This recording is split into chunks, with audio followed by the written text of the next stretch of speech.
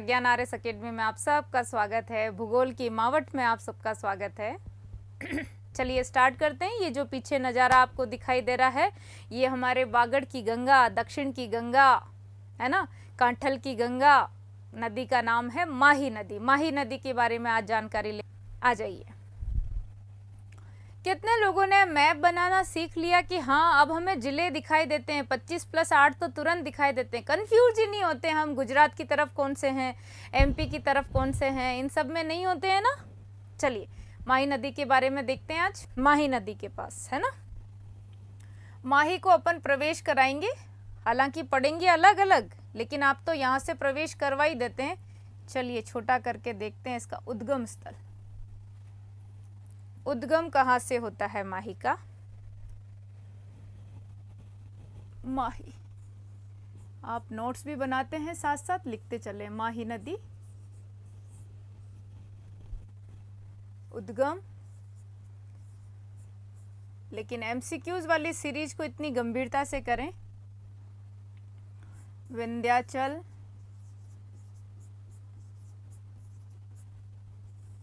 यहाँ पे मिंडा गांव भी है, मिंडा गांव वैसे सरदारपुरा के निकट ही पड़ता है मिंडा गांव, और अमरोरू की पहाड़ियाँ, अमरोरू की पहाड़ियों की भी मेहंद झील से, मेहंद झील से, ठीक है ओके आ गई है यहाँ से निकल करके मेहंद झील से। और प्रवेश कहाँ कर रही है? तो ये सबसे पहले तो कहाँ है, धार जाएगी, धार से ही निकल रही है, जिला धार है।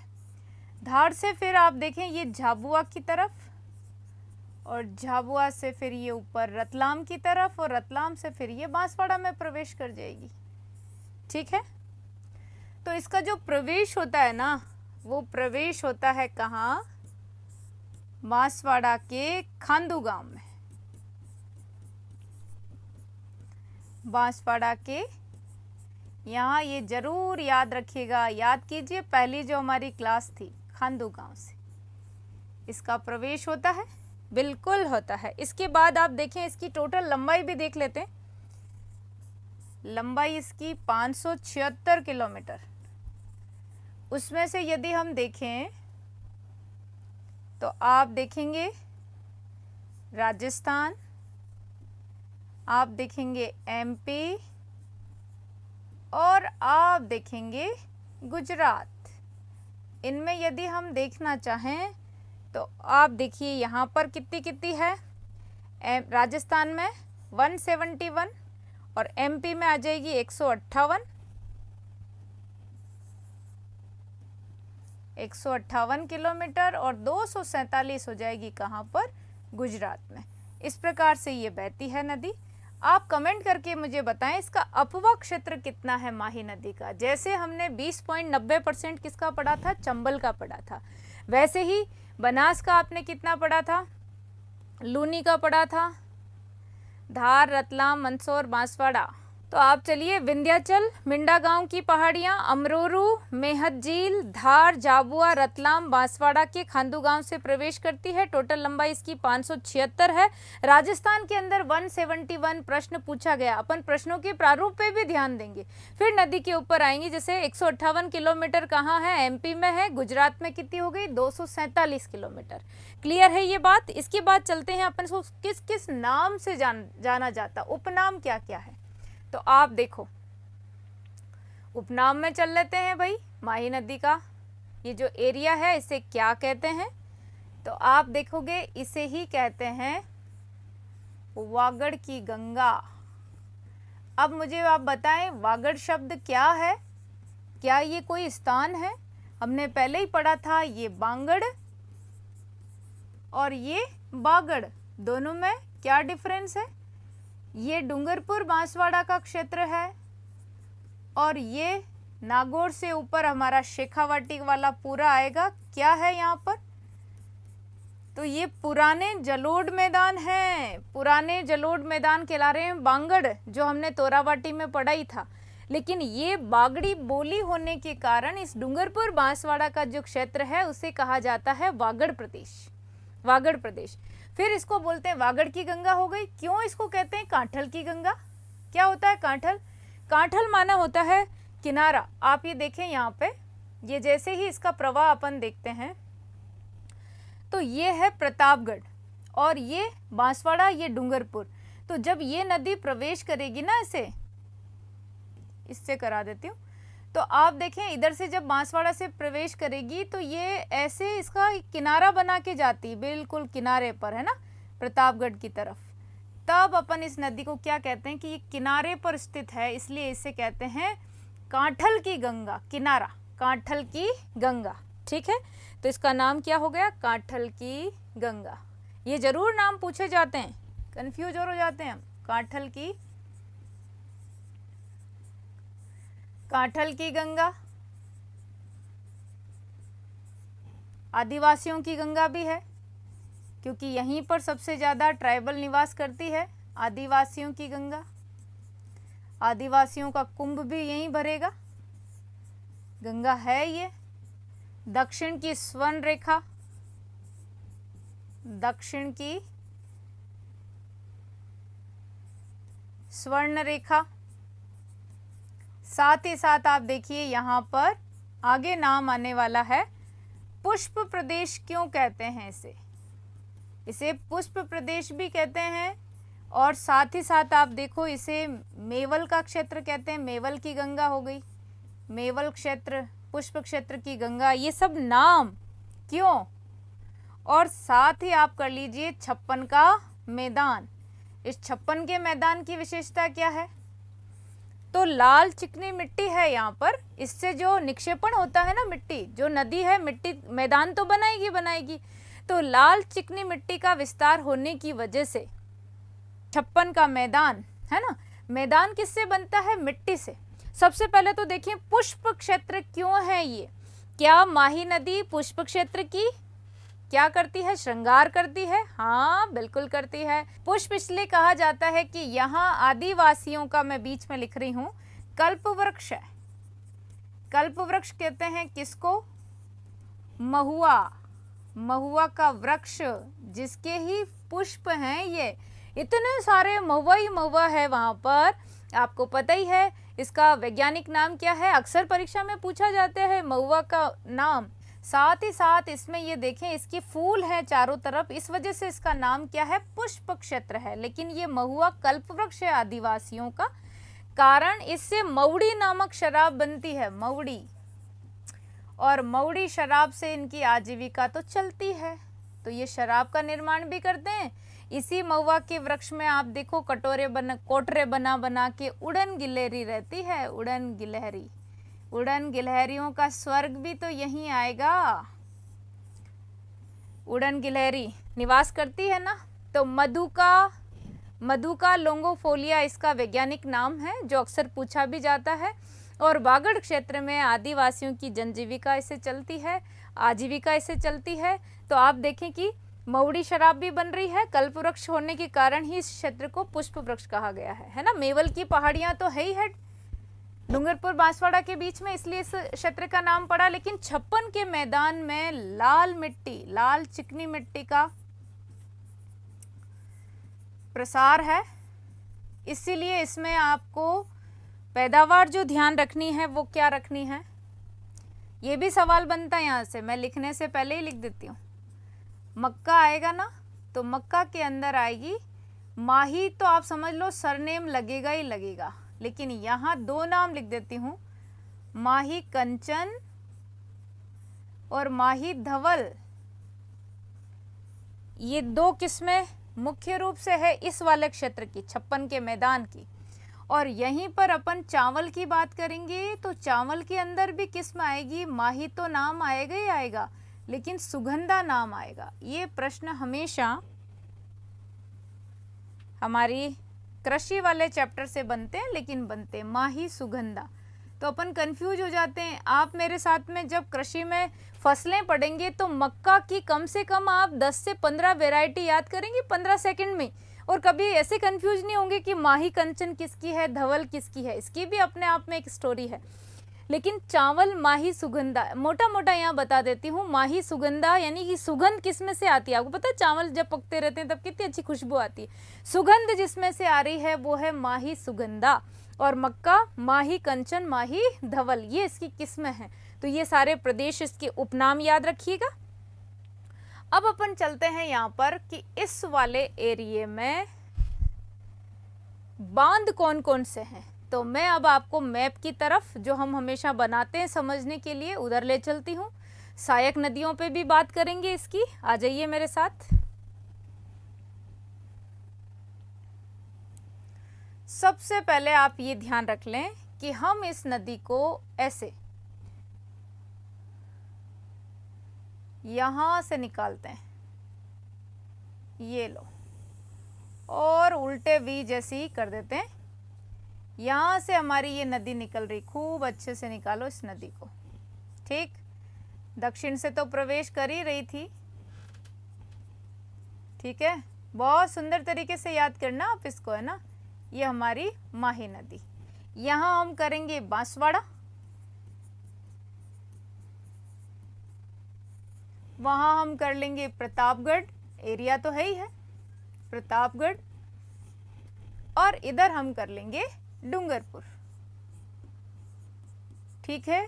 लेकिन अब इससे ऊपर जब चलेंगे अपन तो बांसवाड़ा का एक प्रदेश आएगा, यहाँ से धार के बाद में अपन सीधे कहाँ आ जाएंगे, धार के बाद में झाबुआ, झाबुआ से रतलाम, रतलाम से फिर बांसवाड़ा की तरफ है। तो यहाँ स्थान है खांदू, खांदू, खांदू, ठीक है। अब खांदू हमने याद किया था, ए माही आजा मेरे खांदू पर, यानी कि पूरी सहायक नदियों की लिस्ट अपन यहाँ एक बार फिर से देख लेते हैं। छोटा छोटा लिख देती हूँ। एराव, मोरेन, ये तो मुख्य है ही है, अनास चाप, अनास चाप,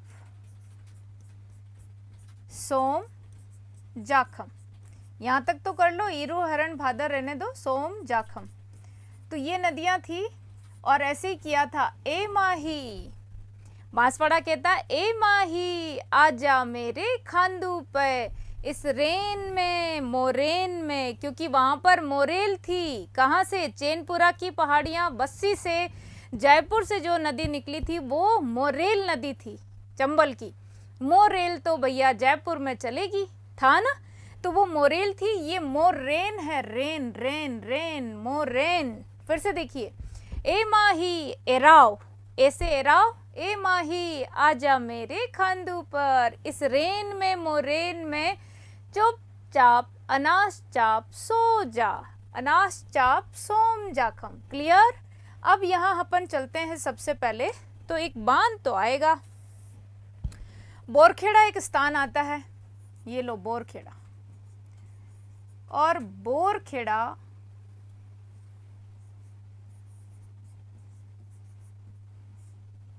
बोरखेड़ा बांसवाड़ा में ही आता है। इसमें भी अपन सोयाबीन के लिए जानेंगे, अनुसंधान केंद्र, ठीक है। तो आप यहाँ पर एक बांध बना लीजिए, ये लो बना लिया, माही बजाज सागर। इसकी विशेषताएं तो हमें देखनी पड़ेगी, बड़ा बांध है, ये लो, यहाँ इसका निर्माण हो चुका है। बढ़ते चलिए आगे, माही बजाज सागर के बाद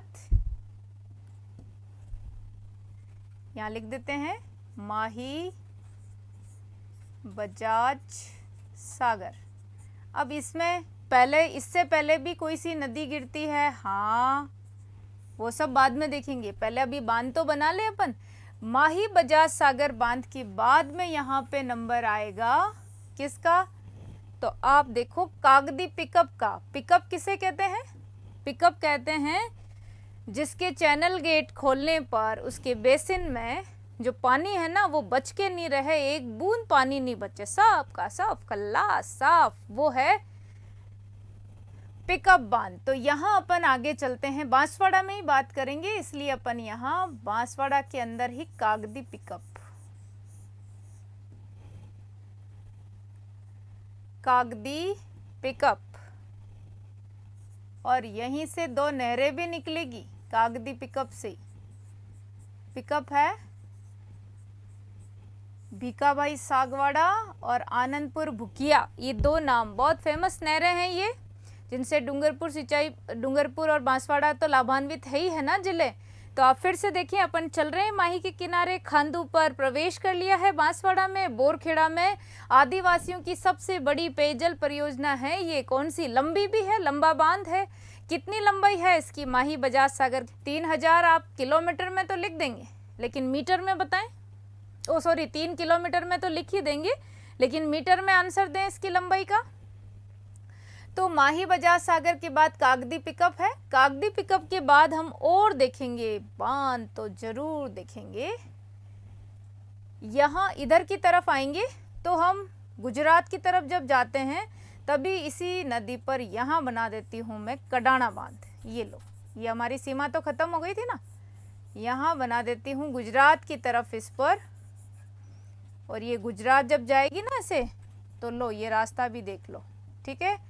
तो यहाँ है कडाना, कौन सा बांध है, कडाना बांध। ये बहुत फेमस बांध है और इसका नाम आपको हर हाल में याद करना पड़ेगा, कडाना।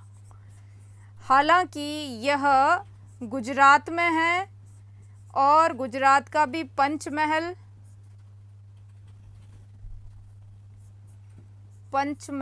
रामपुर जगह, ये पंचमहल पहले हमें टच किया करता था, इसके बाद में मही सागर और अरावली सागर दो बने हैं ना, वैसे ही। तो आप देखिए कडाना बांध, पंचमहल, रामपुर, ये हो गया हमारा गुजरात पर। लेकिन इससे भी अगर पहले हम देखें ना कि कौन कौन सा बना हुआ, तो आप ये देखो, कागदी पिकअप तो हो ही गया था अपना, है ना। अब कडाना, ये जो बांध बना हुआ है, इसके पीछे एक और बांध है कडाना बैक वाटर्स नाम से, यहाँ बना देती हूँ कडाना, डूंगरपुर की तरफ है ना। इसके पीछे, इसके पानी को स्टोर करने के लिए। और कडाना, इसको समझना आप अच्छी तरीके से, है ना। कडाना बैक वाटर्स, अब ये क्या है, इस पर क्यों यहाँ से प्रश्न बन सकता है। तो आदिवासियों को क्या उपलब्ध कराने के लिए, रोजगार उपलब्ध कराने के लिए। फिर से सुनिए, आजीविका मॉडल योजना, मैं इधर लिख देती हूँ साइड में,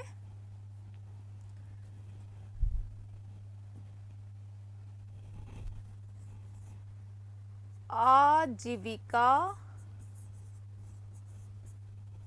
मॉडल योजना क्या है ये।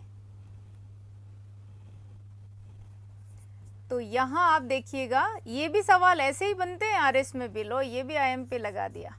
तो इसका उद्देश्य है आदिवासियों को रोजगार उपलब्ध कराना, आदिवासियों को रोजगार उपलब्ध कराना, ठीक है। इसके तहत कहाँ कहाँ भाई, तो देखो कौन कौन से बांध में संचालित है ये योजना। तो यहाँ अपन माही बजाज सागर भी लेंगे, बिल्कुल लेंगे, माही बजाज सागर लेंगे, और जयसमंद लेंगे, जयसमंद, ढेबर झील, जयसमंद झील, और ये कडाना बैक वाटर्स। इसके अंदर मछली पालन के लिए, किसके लिए प्रसिद्ध है, मछलियों के लिए, मछली उत्पादन, ठीक है, ये प्रसिद्ध है ऐसे। तो आप जरूर याद करें कि इसमें आजीविका मॉडल का संबंध यहाँ माही बजाज सागर से भी है, जयसमंद झील से भी है, ढेबर झील जिसको अपन कहते हैं, और यहाँ कडाना बैक वाटर से भी है, जो इसके पीछे डूंगरपुर में ही बनाया हुआ है। क्लियर हुई ये बात। इसके बाद अपन चलते हैं, आप बहुत धीरे धीरे समझिएगा लेकिन पूरा सिस्टम से। ये तो बांध वाली बात आपने देख ली, इसका स्क्रीनशॉट आप पहले ले लें ताकि अपन हो सकता है इसको डिलीट भी करें उसको समझने के हिसाब से। तो आप देखिए, माही बजाज सागर पे अब अपन लौट के आएंगे, क्योंकि यहाँ से 2 नंबर का सवाल, यहाँ से 5 नंबर का सवाल। तो ये आदिवासियों की सबसे बड़ी परियोजना तो है, सबसे लंबा बांध भी है। आपने कमेंट करके बताया मीटर में, सबसे लंबा बांध है। और जल भराव की दृष्टि से राजस्थान में सबसे बड़ा बांध था राणा प्रताप सागर, लेकिन दूसरे नंबर का बांध है माही बजाज सागर। इसका नाम बजाज सागर हमारे स्वतंत्रता सेनानी कौन, जमनालाल बजाज के नाम पे ही नाम पड़ा, जिन्हें गांधी जी का कौन से नंबर का पुत्र कहते थे? उमेदा राठौड़ कमेंट करके बताएं। हाँ, 3109 मीटर। अरे वाह, टीप टाप के बता देते हो आप इतनी देर में तो, हैं? तो आप आ जाइए इसके ऊपर। कडाना बैकवाटर्स भी याद हो ही गया आपको, कडाना बांध हो गया, कागदी पिकअप बांसवाड़ा में हो गया, ये भी आपको पता चल गया, इतना तो समझ में आ ही गया। इसके बाद में अपन ले लेते हैं आगे, थोड़ा आगे वाले पेज पे ले लेंगे, कोई बात नहीं। माही बजाज सागर, माही बजाज सागर।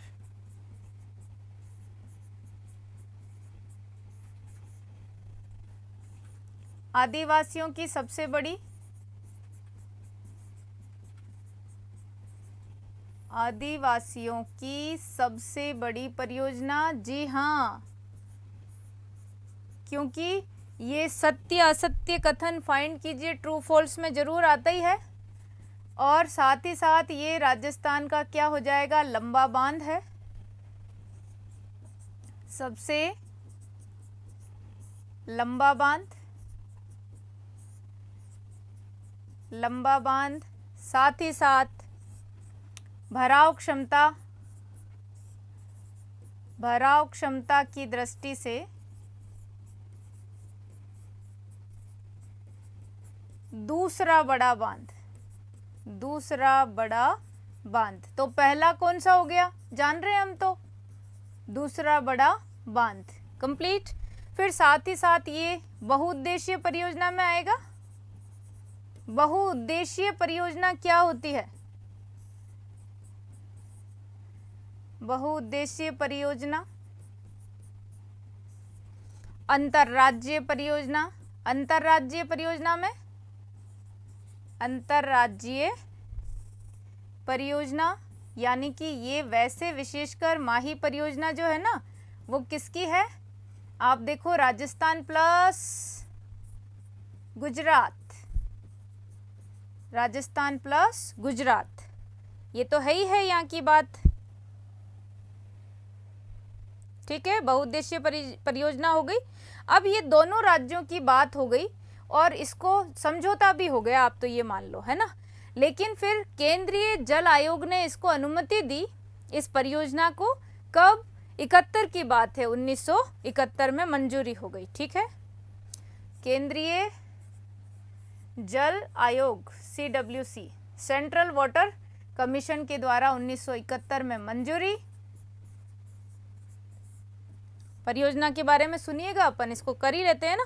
और फिर निर्माण, इसका निर्माण शुरू हुआ 1972 और पूरा हुआ 1983, तब इसे राष्ट्र को समर्पित कर दिया गया इस। और फिर साथ ही साथ इस पे देखो आपकी इस परियोजना में हुआ क्या कि पेयजल और सिंचाई की यदि बात करें तो इनका परसेंटेज निश्चित हो गया कि इस माही परियोजना से पेयजल और सिंचाई के हिसाब से ये रहा राजस्थान और ये रहा गुजरात। इसका हम परसेंटेज देखते हैं तो परसेंटेज गुजरात के अंदर कितना परसेंट आता है, तो आप देखो 55% गुजरात को दिया गया और यहाँ पर हम कर देंगे राजस्थान में 45%। ये रेशो रहा इस माही परियोजना का कि पेयजल हो चाहे सिंचाई हो, उसमें राजस्थान का रेशो रहेगा 45%, गुजरात का होगा 55%। लेकिन जहाँ तक इसकी विद्युत उत्पादन की बात है, पावर प्रोडक्शन की बात है, एनर्जी प्रोडक्शन की बात है, वहाँ पर 100% हमारा ही हिस्सा है बिजली में। लेकिन विद्युत में हिस्सेदारी, इससे उत्पादित विद्युत में हिस्सेदारी कितनी है?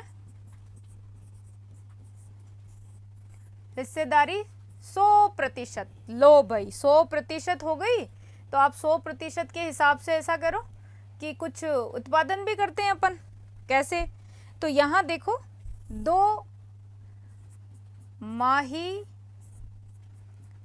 पावर हाउस फर्स्ट और माही पावर हाउस सेकंड, ये 2 की स्थापना आप देख लें। अब कहाँ देखेंगे ये कहाँ कहाँ की गई? तो आप देखो, ये फर्स्ट वाला तो हेगपुरा बांसवाड़ा, और ये भी बांसवाड़ा में है, पर ये लीलवाना जो मैगजीन के लिए हमेशा, मैग्नीज के लिए हमेशा पूछा जाता है। मैग्नीज खनिज वैसे भी कम पाया जाता है, और जो पाया जाता है वो बांसवाड़ा में पाया जाता है। तलवाड़ा, लीलवाना, सांगवा, इटावा, ये कासवा, ये सब स्थान है किसके लिए है? तो आप मैग्नीज में पढ़ेंगे इसको, तो लीलवाना बांसवाड़ा के अंतर्गत है। यहाँ पे आप यूनिट देखेंगे तो 25 × 2 यूनिट = 50 मेगावाट का तो उत्पादन यहाँ से हो रहा है, और यहाँ 45 × 2 यूनिट है इसकी, यानी कि 90 मेगावाट का उत्पादन यहाँ से है। इसका मतलब टोटल जो हमें मिल रही है वो कितनी मिल रही है? 140 मेगावाट विद्युत का उत्पादन हमें माही परियोजना से होता है। 100% ये हमारा किसका है? राजस्थान का हिस्सा है। इसका आप स्क्रीनशॉट जरूर लें। अब ये 2 नंबर में आओ, 4 नंबर में आओ, हमें इसको याद कर ही लिया, माही सागर परियोजना। ठीक है, लें आप स्क्रीनशॉट इसका। फिर आप देखें माही सागर, इस बजाज सागर परियोजना के बाद अपन चलते हैं कि और इस नदी की विशेषताएं क्या क्या है, वो तो देखेंगे ही हम। लेकिन सबसे पहले फिर से आ जाएं, ये माही बजाज सागर हो गया। कागदी पिकअप से 2 नहरें निकाल दी, भीखाभाई सागवाड़ा, ये आगे सिंचाई परियोजना में भी हम दोबारा पढ़ेंगे। भीखाभाई सागवाड़ा और आनंदपुर भुकिया, तो ये वो स्थान है जहां पर सबसे पहले सोने का पता चला था ना, बांसवाड़े के अंतर्गत आनंदपुर भुकिया। ये दोनों के पूछते हैं दाईं ओर से कौन सी और बाईं ओर से कौन सी, तो आपको मैं यहाँ से 1 सेकंड में याद कराती हूँ हमेशा के लिए। बाईं ओर हमेशा क्या होता है? हमारा हृदय, और हृदय में ही आनंद होता है। तो आनंदपुर भुकिया बाईं ओर से है, दाईं ओर से कौन सी हो जाएगी? भीखाभाई सागवाड़ा। अब इस नदी के अंदर हम संगम की बात करेंगे, कहाँ पर क्या क्या है यहाँ। तो आप देखिए, यहाँ पर नदी निकालेंगे अपन, सोम नदी। इसकी जो संगम बनता है, अपन हमेशा पढ़ते हैं संगम को, संगम सोम, माही और जाखम। तो यहाँ से माही तो अपन देख ही रहे हैं, सोम नदी को निकालते हैं इसमें। तो आप देखिए, सोम नदी का जो उद्गम है वो इधर उदयपुर से, ठीक है। और उदयपुर से भी आप क्या देखेंगे? सोम नदी जो निकली है वो ऋषभदेव उदयपुर के बिछामेणा की पहाड़ियां हैं बाबलवाड़ा के जंगलों में, तो वहां से ये नदी का उद्गम होगा। और मैं यहाँ लिख देती हूँ सोम, हाँ जी, सोम नदी। कौन सी नदी? सोम नदी का उद्गम होगा, जहां पर सोमनाथ मंदिर भी है, सोमनाथ मंदिर, वागड़ का धनी मान लो आप इसको, सोमनाथ मंदिर। ये सोम नदी की हम बात कर रहे हैं। अब इसके बाद में ये उदयपुर में जब निकलती है तो आएगी तो कहाँ आएगी ये नदी? बिल्कुल आपको संगम बताएंगे। यहाँ डूंगरपुर में ले आती हूँ मैं इसको, लो। लेकिन यहाँ आप बेणेश्वर पढ़ते हैं, गलियाकोट पढ़ते हैं, साबला तहसील पढ़ते हैं और नेवटपुरा गांव पढ़ते हैं। लेकिन सुनिए तो सही, बिल्कुल आप सही हैं, सोम नदी। लेकिन प्रतापगढ़ से यहाँ पर भंवर माता की पहाड़ियाँ हैं, भंवर माता की पहाड़ियाँ। कहाँ? प्रतापगढ़ में, ये छोटी सादड़ी की तरफ।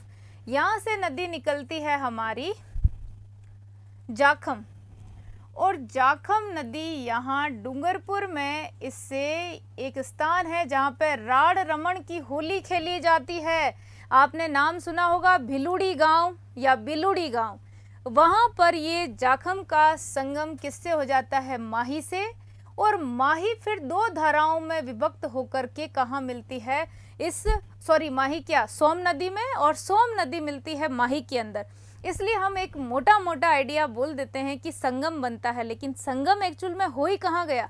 सोम की सहायक हो गई जाखम, जो निकल के प्रतापगढ़ से आई है, भंवर माता की पहाड़ियों से, छोटी सादड़ी से, लेकिन इसका संगम यहाँ पे बिलुड़ी नामक स्थान पे ही हो जाता है ना।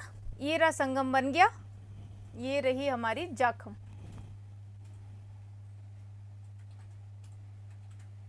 जाखम नदी, और जाखम से हमने कह दिया कि भाई लो सोम माही जाखम, लेकिन लोग कह ही देते हैं अपन तो।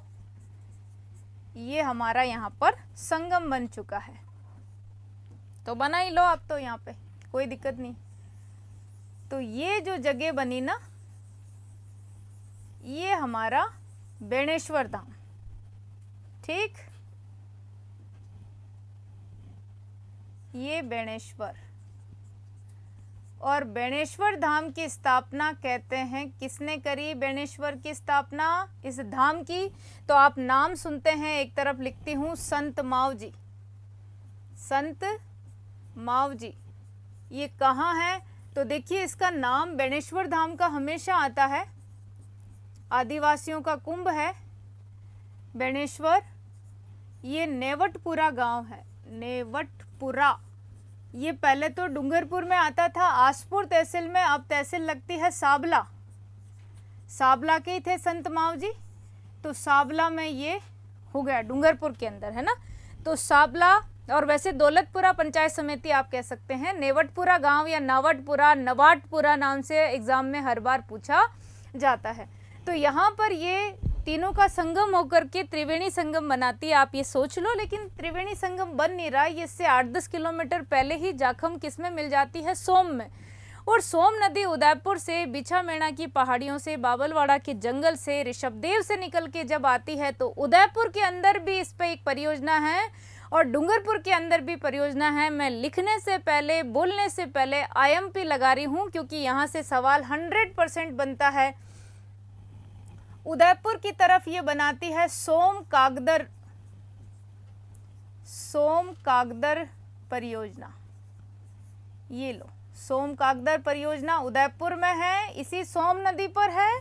जबकि डूंगरपुर में जैसे ही अपन आएंगे तो डूंगरपुर में इसी नदी पर सोम, कमला, अंबा। आपको IMP लिखना अच्छा लगता है ना, तो मैं यहाँ लिख देती हूँ। देखो हमेशा सवाल बनता है और हम क्या कंफ्यूज होते हैं, सोम, कमला, अंबा कहाँ है, सोम कागदर कहाँ है। दोनों में से एक याद कर लीजिए ना, कंफ्यूजन खत्म हो जाएगा। कहाँ कौन सा याद करेंगे?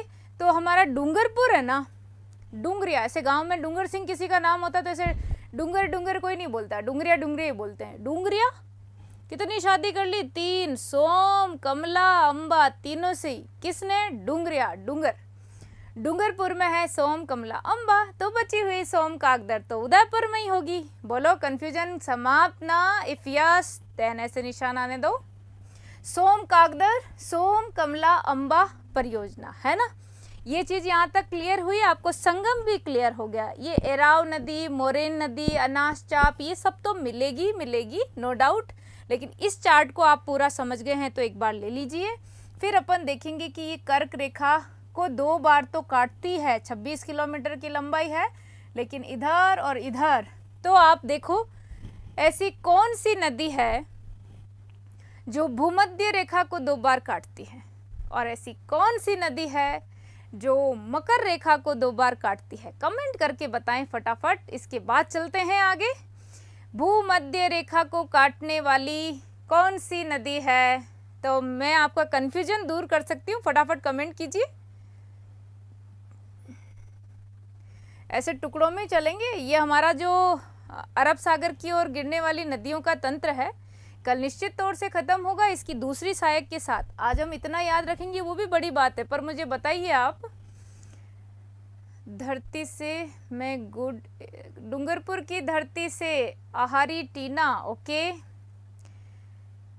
लिम्पोपो नदी कौन सी, कहाँ से? लिम्पोपो तो है, लेकिन लिम्पोपो किसको काटती है? कांगो नदी आ गया, कांगो और जायरे। देखो भूमध्य रेखा है ना, कांगो ही जायरे है ना, तो आप कांगो कंगी जो करते हैं अपन, देखो बीच में से दो कर देते हैं, ये भूमध्य, याद रखिए भूमध्य कांगो जायरे, तो अपने आप आपको दूसरी नदी याद रह जाएगी, मकर रेखा काटने वाली। Very good. यहाँ मैं वापस रिपीट करती हूँ, इतना सही, इतना सा जानना काफी है अभी कि हमने शुरुआत की कि ये नदी जिसका उद्गम किधर की तरफ गया, ये रहा, इसे कहाँ से ये नदी निकली है, तो हमने देखा कि इस नदी का उद्गम होता है मिंडा गांव के पास से, अमरोरू की पहाड़ियां में हद झील से, धार, झाबुआ, रतलाम होकर के बांसवाड़ा के खांदू से प्रवेश करती है। 576 किलोमीटर लंबी है, जिसमें से राजस्थान में 171 किलोमीटर इसकी लंबाई है। ये बहुत बार पूछा जाता है सवाल। 158 यहाँ है, 247 ये है, क्रम से आरोही अवरोही पूछे आप बता सकते हैं। इसे किस किस नाम से जाना जाता है? वागड़ की गंगा, कांठल की गंगा, आदिवासियों गंगा, दक्षिण की गंगा, दक्षिण की स्वर्ण रेखा, पुष्प प्रदेश, मेवल क्षेत्र, 56 का मैदान, जिनकी ये सभी विशेषताएं हैं आप याद रखिए।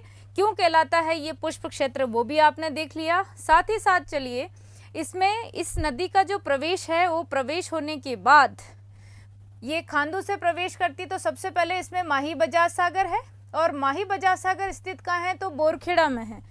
माही बजाज परियोजना के बारे में अपन बात करेंगे। कहाँ चली जाती है ये, तो परियोजना भी वापस देखते हैं अपन। और उसके बाद कागदी पिकअप है, जिससे 2 नहरें निकाली गई है। बेनेश्वर धाम है, Kadana waters, Kadana back waters है, और फिर कडाना बांध, ये बिल्कुल कडाना बाहर काट दो इसको हमारे राजस्थान से, तो गुजरात आ जाएगा। गुजरात के पंचमहल रामपुर नामक स्थान पर है। और साथ ही साथ ये कडाना बेक वाटर्स डूंगरपुर में बनाया गया है, जिसमें आजीविका मॉडल योजना के तहत आदिवासियों को रोजगार दिलाने के उद्देश्य से चलाई जा रही है, जिसमें इस कडाना बेक वाटर्स में, माही बजाज सागर में और जयसमंद यानी कि ढेबर झील के अंदर मछली उत्पादन के लिए जो काम चल रहा है वो इसी योजना के अंतर्गत है। ठीक है। और फिर आप देखिए ये जो सोम नदी निकलती है, ये इसमें जाखम इसकी सहायक है, जो पहले ही मिल जाती है, लेकिन फिर भी संगम बनाते हुए बेनेश्वर धाम, नेवटपुरा, नावटपुरा, साबला तहसील, डूंगरपुर पहले आसपुर तहसील में था, संत मावजी द्वारा स्थापित है, जो आदिवासियों का कुंभ कहलाता है। और यहाँ पर विश्व का एकमात्र शिवलिंग है जो खंडित रूप में पूजा जाता है। माघ पूर्णिमा के दिन मेला भरता है। इस कुंभ में आदिवासी क्या करते हैं, मावजी का ग्रंथ है चोपड़ा, उसके दर्शन करते हैं, शुभ मानते हैं, है ना। तो यहाँ से जब अपने सोम नदी के बारे में पढ़ा, तो वहाँ सोम कागदर उदयपुर में परियोजना हो गई, सोम कमला अंबा डूंगरपुर के अंतर्गत हो गई, कडाना बांध हो ही गया था। और इसके बाद ये इतनी चीजें आप याद रखिए। इसके साथ साथ एराव, मोरेन, अनास, चाप, सोम, जाखम, इनको लेकर के कल हम माही नदी को समाप्त करेंगे। माही बजाज सागर जो परियोजना है, उसी में सबसे आदिवासियों की सबसे बड़ी परियोजना, सबसे लंबा बांध, भराव क्षमता की दृष्टि से दूसरा बड़ा बांध है, बहुउद्देशीय परियोजना, अंतर्राज्यीय परियोजना, राजस्थान गुजरात के बीच की परियोजना, जिसमें केंद्रीय जल आयोग ने मंजूरी दी थी 71 में, और ये बनने लगा था कब, 72 में शुरू हुआ, 83 में जाकर के पूरा हुआ ये। और पेयजल सिंचाई परियोजना के अंदर हमारे राजस्थान और गुजरात की जो हिस्सेदारी है, उसमें राजस्थान की कितनी है, 45% है, 55% किसकी है, तो वो आप देखेंगे गुजरात की। विद्युत उत्पादन में हम जीत गए, हमारी 100% है, जिसमें 140 मेगावाट हम प्राप्त करते हैं। वो 2 जगह से हैं, वो 2 जगह भी आप देखिए। पहला है माही पावर हाउस फर्स्ट, माही पावर हाउस सेकंड, ये जो बना है हेगपुरा के अंदर, दूसरा वाला लीलवाना के अंदर, या लीलवानी करके भी स्थान है, दोनों में से कोई भी नाम लें आप, राइट है। 140 मेगावाट का उत्पादन होता है, जो सिर्फ और सिर्फ किसको मिलती है, राजस्थान को मिलती है। तो आज के लिए इतना ही, कल मिलते हैं अगली क्लास में, तब तक आप सभी को विश